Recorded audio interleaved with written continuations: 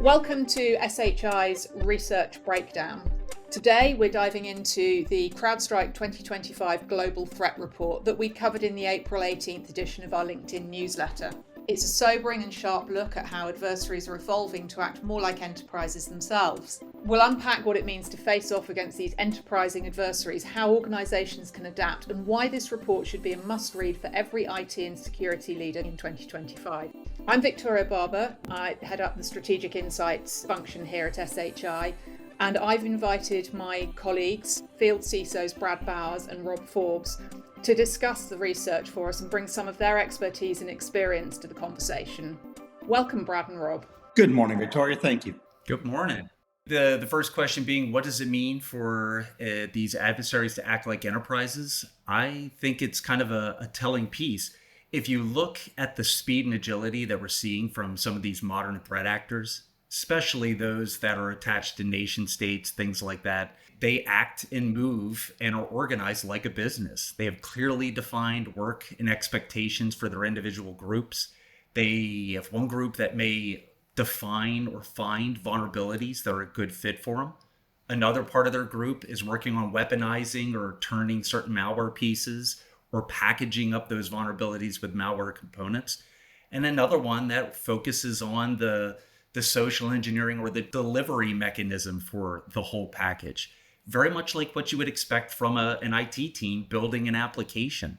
Yeah, Brad, it's interesting. I've actually seen breakdowns of org charts that some of these organizations have. They actually have rapid response teams. Hey, we've got into someplace. Let's go attack this. We have actually developer teams. They actually have services that they go out and actually can augment their team on the fly so that they can actually go after these things. They're very well funded. They're actually creating businesses out of these with things like ransomware as a service now.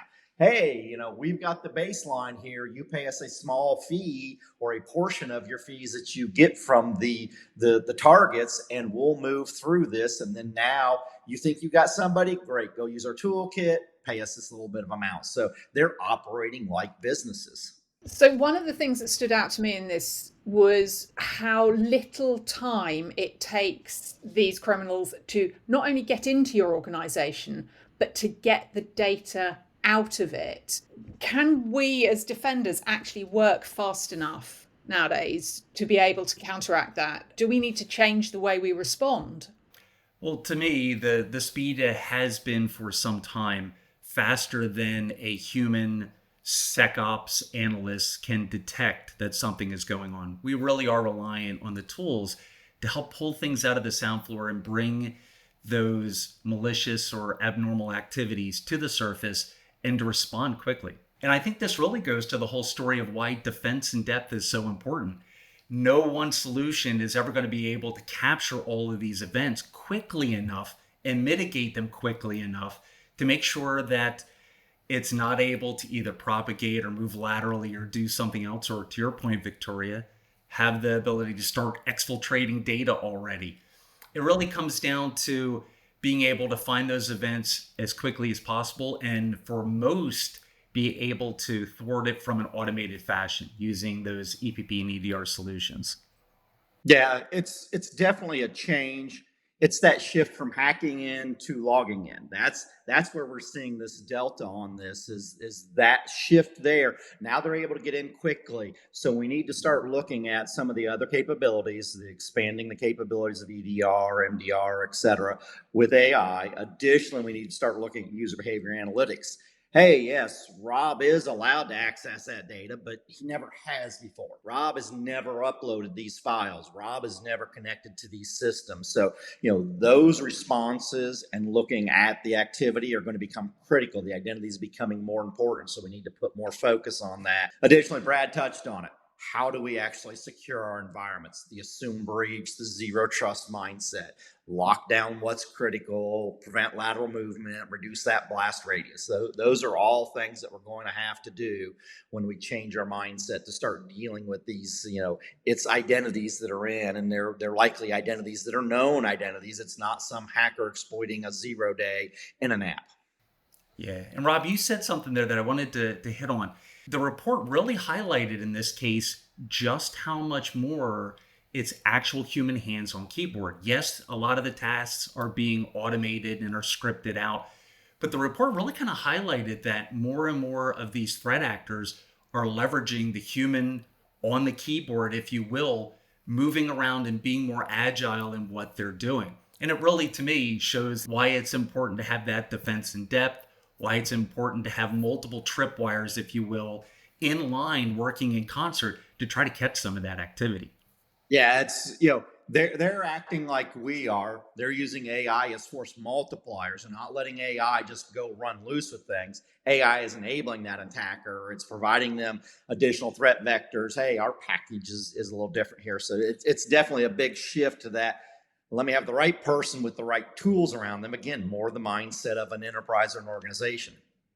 So there was a lot of discussion in the report about how the threat actors get in initially to these organisations, which does come, come as far as actually trying to get a job with you so that they can get a login, which was pretty amazing to think of, that people would actually go to the effort of going through the recruitment process to get in there. But the other thing that was interesting, and I guess we tend not to think about it so much, although I've had a number of calls recently from recruitment agencies telling me I can earn £8,000 a day. And I suspect that those were phishing calls, right? The number there suggests that those kind of attacks have risen by 442% in 2024. So it's really focusing on the human vulnerability there and not on the software. Yeah, this has been a steady incline for years, right?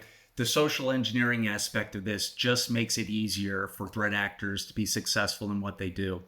And I think what Rob just mentioned a moment ago around the pervasiveness of AI being brought into the equation. The days of being able to have somebody that's calling that has broken English, poorly constructed sentences, or just having those telltales, if you will, that let you know that, yeah, this just isn't right, those are going away. Now we see the use of not only people having more scripted phishing attacks or those voice email type of attacks, but we're also seeing AI really, really being incorporated into this. With the rise of some of those AI engines, they're all now able to take well-known and recorded scripts of voices and construct them in any way that you want. So you can have something that sounds like your CEO calling you, telling you to do something, or someone that you know from your help desk. Now, obviously, this requires that individual be available, their voice be able to be collected. So the more prominent or more public-facing an individual is, the more susceptible they are to these types of attacks. But definitely something on the rise. Yeah, it's organizations really need to start looking at how do I do, again, identity verification. Let's go back to the identity. How do I make sure that is Rob calling the help desk? Awareness, organizations are going to have to adapt to say, hey, we need to start making people very aware of this and the challenges of this. We recently have seen, the breach of the financial institution, $25 million transferred out based off that trust and that urgency of, hey, this is my CFO calling. He needs me to transfer this money, and it's a secret thing. Humans are intuitive, we're interactive, we like to tell stories, we like to hear a good story, so we get engaged and we lean in, and we have this natural, especially for people inside the organization. It's the CTO calling, it's the CIO. I want to help. I want to be the person to make this happen. And so they're going after our natural tendencies, and we are our weakest link. We can tell a computer 1 and 0 and it does 1 or 0. You can tell a human, don't click on those links, don't accept those calls. But when the banner looks convincing enough, or it's a preview image of the CTO popping up on your video session, I better take this. So, they're playing on our inclinations there. I mean, you've talked about generative AI here, and there were some interesting stats around that. Firstly, that LLMs are better at writing phishing emails than humans, with a 54% click-through rate versus 12% for humans. That's quite a significant increase. But we've also seen, not just in this report, but in a lot of places, there's been a lot of discussion about the risks involved in using LLMs, how that increases your attack surface if you're using LLMs in the organization. So how do we deal with the fact that LLMs are being used to attack us? We also want to use them within our business, but we want to do that in a secure way. Yeah, I think one of the things that the report kind of illustrated, and it kind of echoes to what at least I've been seeing within the industry, as companies start to adapt and start to build their own models, they start to leverage their own generative AI and agentic AI to support their businesses. We're seeing that the methods for attacking it are kind of falling into a same pattern, right? You have the common ones which we see like prompt injection, the ability to try to extract data from a model. But what's interesting and what the report kind of alluded to is they're all using the same type of model. If you notice, the Hugging Face models around OpenAI or ChatGPT, that large language model is being so overused that from a security perspective, we almost have an advantage because we know that's the one being leveraged. A lot of the tools are now focusing on those types of attacks that could be used against that particular model to help defend it. Now, is it going to keep working out that way? We'll see. I'm in the camp thinking that over time, the model is going to become irrelevant. It's not going to matter if you use DeepSeek versus OpenAI or something else. It's going to be about the data. I think we're seeing companies now recognize that the data is the most important thing. How do they protect it? How is what they're providing in their models better than maybe their competitors? Yeah, I mean, obviously, we're living through at the moment of some very uncertain times. There's a lot going on in the geopolitical environment, and there's probably no point in being specific about it right now because it will have changed by the time we finished recording this, right? But that as well seems to be having an impact not only on the fact that it's increasing people's awareness of the fact they're likely to be attacked, that not just the critical national infrastructure, but the things that are going to have an impact on the ordinary person on the street, because that is as good a way of attacking a nation as any other. Are we going to see that people doing more to monitor what's happening, being driven by state-backed adversaries versus ordinary old cyber criminals? Yeah, this shift now from kinetic warfare to cyber warfare. I no longer have to worry about, do I have the best, fighters, the best tanks, the best ships, things like that. I'm not hours away. I'm milliseconds away from being able to attack you. I can go shut down your gas pipelines. I can go shut down your food services. And I can go after your third party suppliers. We talked about this at the summit, the third party risk management. I can't get into you because you've locked yourself down pretty well. Let me go after one of your researchers. Let me go after your supplier of this particular resource. I don't have to get somebody into your facility and somebody on your staff to go, steal your intellectual property for the latest chip design or something like that. I can go after one of your third-party suppliers that provides an avenue in that lets me log in, that maybe I didn't protect something properly. We know nation states that fund all their capabilities from these types of attacks, going after Bitcoin wallets, etc., stealing your IP. This is how they accelerate the development inside their country. So it's a big challenge. Okay, so last question for each of you then. What is the one recommendation from the report that you think every CISO should act on immediately? And I know that's hard because there are a lot of useful recommendations in here. If they're going to have to prioritize though, where would you say they should act first? I think it's defense in depth. I think the fundamentals of good hygiene, both at the edge and at the endpoint, still are critical. And the report illustrates that all over, whether it be in the time for detection, whether it be in just how tools will be put in place. The more roadblocks, layers to the onion, if you will, that are in place in the environment, the better the chances are of being able to detect or thwart any of the attacks. And I think that's the underlying message that you see in the report. Yeah, and Brad won't be surprised by my response, probably. I'm going to say identity first. We need to think about identity. We're no longer hacking in, we're logging in. We've got identities exploding. You got agentic AI spawning up identities on the fly, with privileges on the fly, with access on the fly. It's kind of like we're at the inflection point where passwords are dying.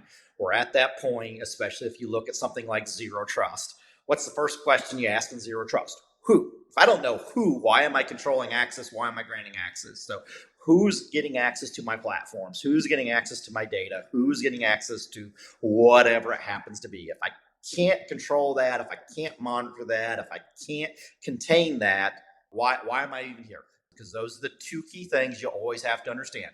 Who, whether it's a human, whether it's a machine, and what? Your data. So thank you both very much. It's been a great discussion, and it's I've learned a lot, and it's got me thinking, not necessarily in a positive, happy way. I think it's very easy to head off into some dystopian nightmare from as a result of this. But really appreciate your time. Great to have your insights and thoughts on what we can take from this research. Rob, Victoria, great talking to you guys as always. Thanks, Victoria. Thanks, Brad. Thank you for joining us for today's research breakdown discussion. We hope you enjoyed it and that you'll join us again next time. Until then, for more insights into the research we're reading, sign up for our Research Roundup newsletter on SHI's LinkedIn page. SHI Media. You heard it here.